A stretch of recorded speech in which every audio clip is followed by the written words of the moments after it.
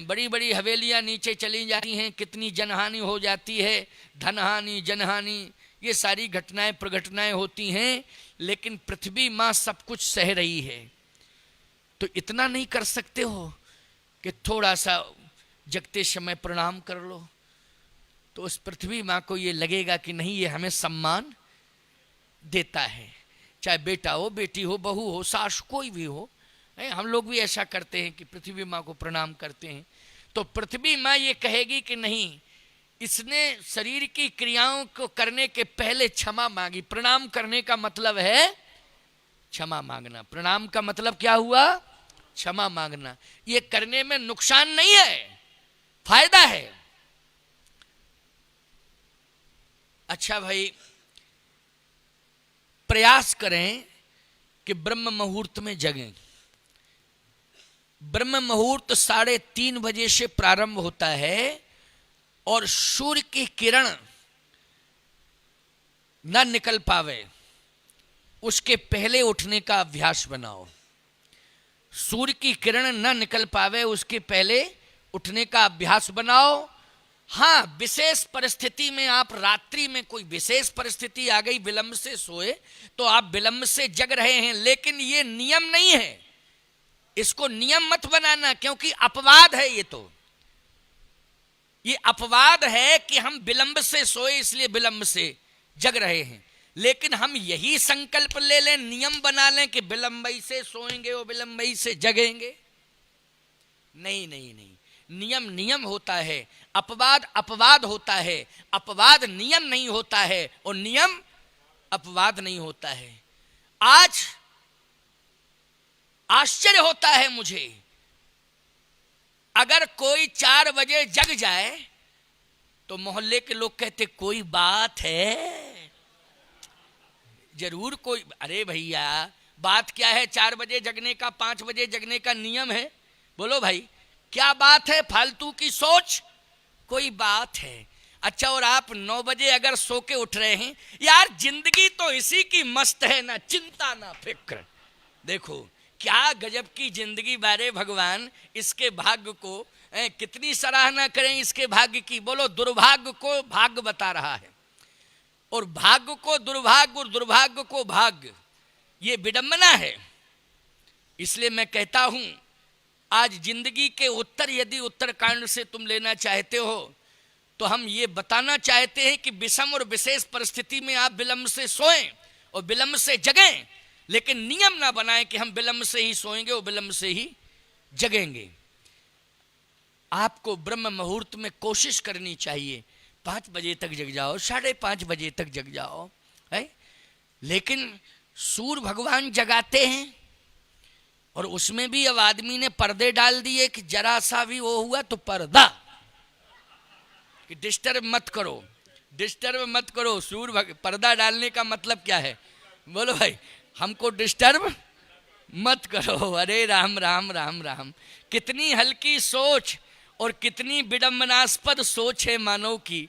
बोलो भाई, आचार्य श्री राम शर्मा का एक बहुत बढ़िया कोटेशन है, बहुत बढ़िया बात उन्होंने कही। उनके कोटेशन बहुत अच्छे हैं।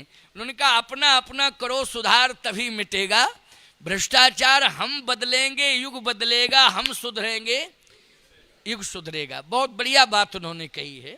तो मैं कहना ये चाहता हूं कि दिनचर्या और रात्रिचर्या ये दोनों आपकी संयमित हो जाएं। किसी ने कहा कि ब्रह्म मुहूर्त में उठने से लाभ क्या है? तो डॉक्टर कहता है, वैद्य कहता है कि स्वास्थ्य लाभ। वैद्य क्या कहता है? स्वास्थ्य लाभ, निरोगी काया। ये बात बिल्कुल सत्य है, लेकिन केवल एक ही लाभ नहीं है कि निरोगी काया, स्वास्थ्य लाभ, केवल एक ही लाभ नहीं है। दूसरा क्या लाभ है? बोले, इसका नाम है ब्रह्म मुहूर्त। बोलो, कोई भी काम तुम करते हो, शुभ काम, तो मुहूर्त ही दिखवाते हो कि नहीं दिखवाते हो? क्यों? बेटा बेटी के विवाह में क्या दिखवाते हो? मुहूर्त है। कथा करवाते हो, क्या दिखवाते हो? मुहूर्त।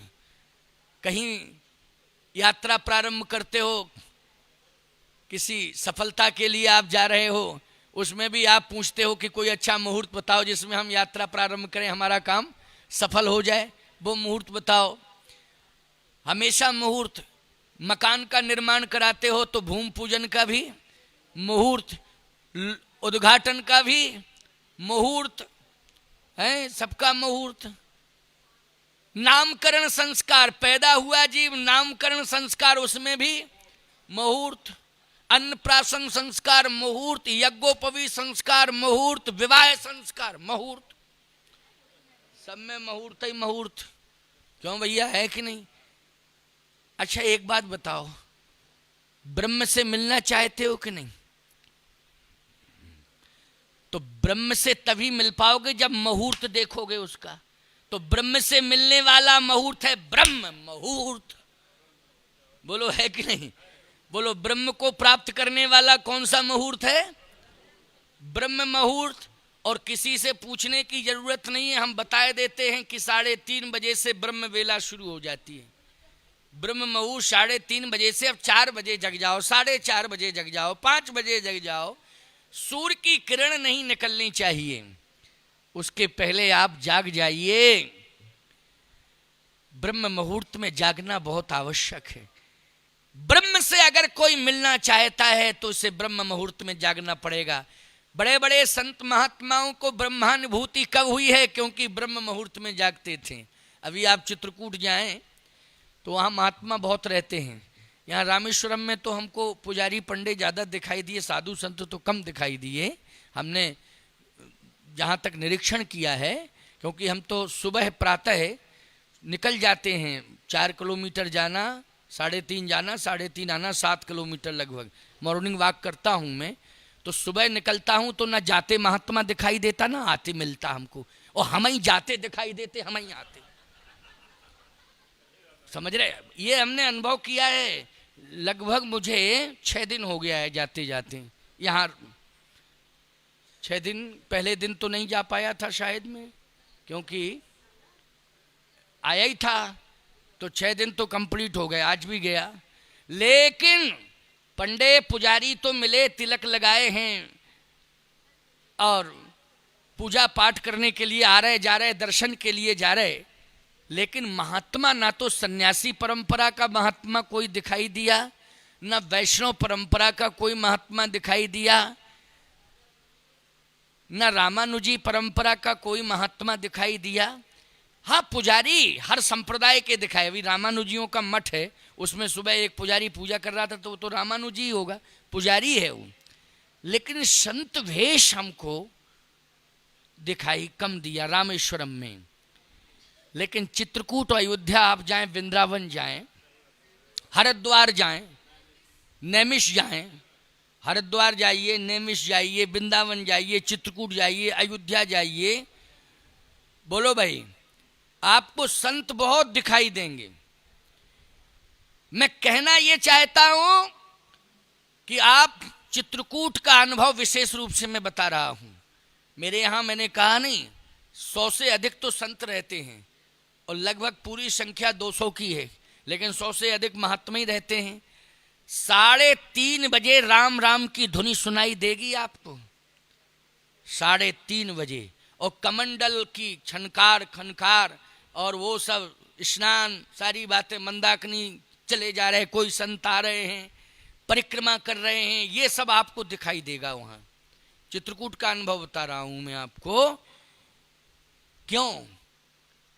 इसलिए कि ये सब ब्रह्म की तलाश में है। किसकी तलाश में है? धाम में रह रहे हैं, ब्रह्म की, मानी भगवान की तलाश में है। तो भगवान की तलाश है तो पहले जिस मुहूर्त में भगवान मिलता है उसको तो स्वीकार करें, तो वो है ब्रह्म मुहूर्त।